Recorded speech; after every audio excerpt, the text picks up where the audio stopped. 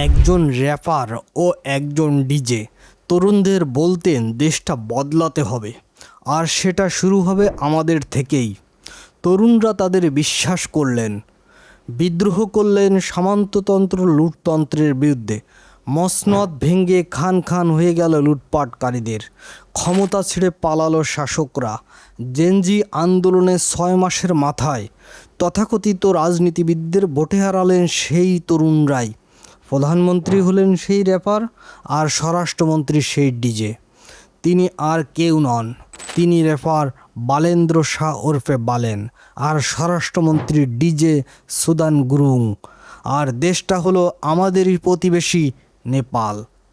বালেন কথা দিয়েছিলেন দেশটাকে বদলে দেবেন, তিনি কথা রাখতে শুরু করেছেন।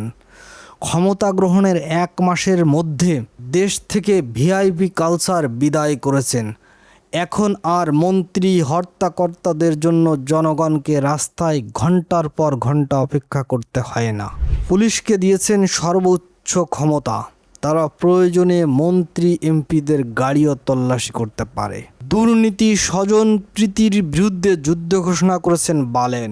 স্বজনপ্রীতির অভিযোগে মন্ত্রীকে পর্যন্ত বরখাস্ত করেছেন বালেন। দুর্নীতির অভিযোগে কয়েকজন জেনজি নেতার নিয়োগও বাতিল করেছেন তিনি। শিক্ষা প্রতিষ্ঠানকে রাজনীতিমুক্ত ঘোষণা করেছে নেপালের জেনজি সরকার।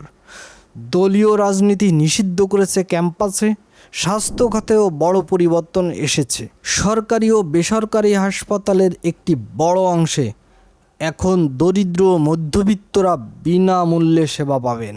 নারীদের জন্য কর্মসংস্থান ও শিক্ষা প্রতিষ্ঠানে নিরাপদে যাতায়াতের জন্য ব্লু বাস সার্ভিস চালু করেছে নেপাল সরকার, যাতে নারীরা বিনামূল্যে ভ্রমণ করতে পারছেন, যা নেপালি সমাজে ইতিবাচক সাড়া ফেলেছে। কাজের গতি বাড়াতে ও আমলাতান্ত্রিক জটিলতা কমাতে মন্ত্রণালয়ের সংখ্যা কমানো হয়েছে।